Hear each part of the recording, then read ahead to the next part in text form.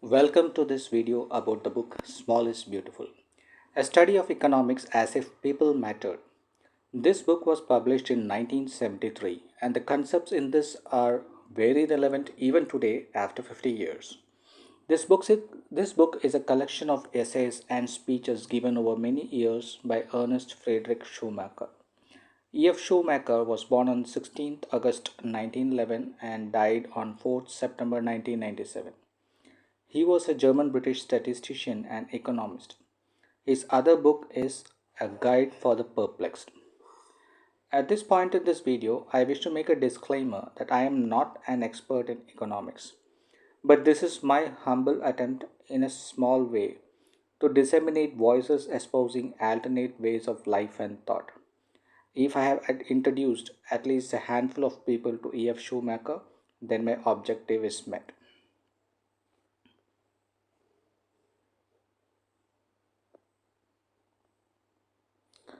Schumacher was economic advisor to the National Coal Board in the United Kingdom from 1950 to 1970.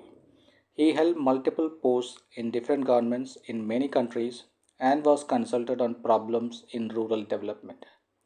He was the first of the holistic thinkers of the modern green movement. In 1955, during his travels to Burma, he developed a set of principles he called Buddhist economics.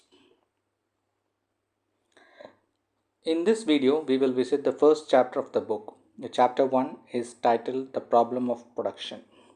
This chapter starts with the statement that one of the most fateful errors of our time is that the problem of production is resolved. What is the problem of production? As I understand it, this means that we have the technology to produce enough goods and services to meet the needs of all the people in the world. This belief is held firmly by the powers that be in all facets of economy, politics, and governance. The origin of this error is due to the primarily Western thought stream over the last few centuries that modern man does not see himself as part of nature but seeks to dominate and conquer nature. He sees himself in constant battle with nature and seeks to impose an artificial order over her.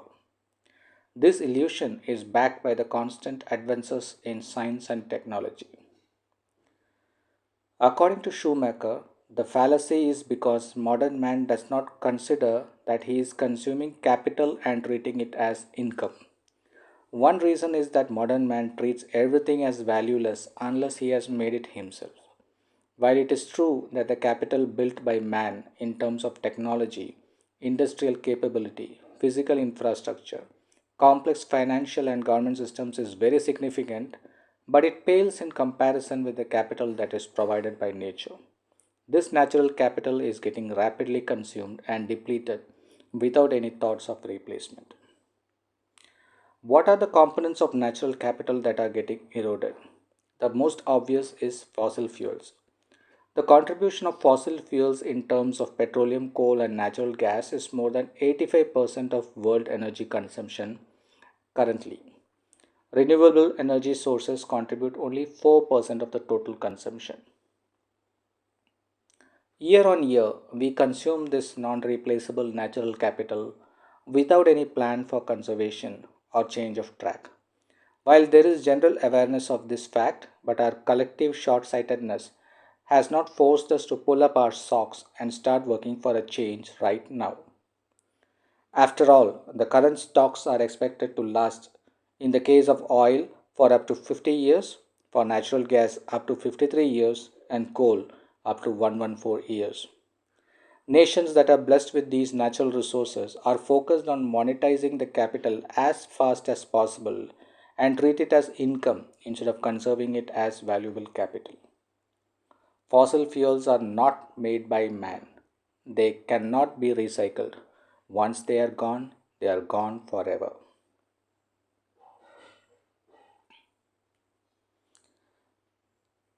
We are accustomed to see constant progress in science and technology for the last few centuries. That a collective belief exists that we will be able to come up with alternate sources of renewable energy through constant innovation. But can this indeed be done on a gigantic scale? And will it not bring in its own chain of unfortunate consequences? An even greater threat to life itself on the planet is the depletion of living nature.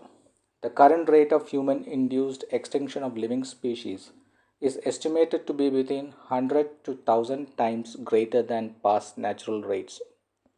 The depletion of rainforests for commercial plantations or mining, marine life due to overfishing and pollution, topsoil erosion due to chemical agriculture, increasing incidence of vagaries of nature due to climate change, all of them increase the threat level of survival for our natural biosphere. The changes in the last 75 years after World War II have accelerated such global problems, but not as a result of failures in our economic growth, but precisely due to its success. We have used up the tolerance margin which benign nature provided us. The third problem that Schumacher highlights is the erosion of substance of man. Although a greater proportion of humans are better educated, better fed, and have a better standard of living as compared to few generations past, modern man is also beset by increasing rates of crime, drug addiction, vandalism, mental breakdown, etc. Having stated the question, Schumacher poses the question as to what needs to be done to resolve the problem.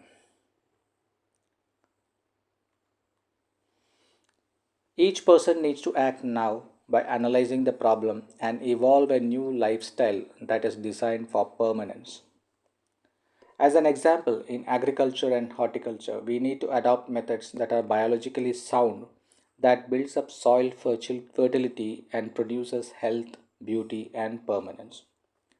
In industry, we need to build small scale technology which enables people to enjoy themselves when they work and take pride in their output rather than work solely for the pay packet.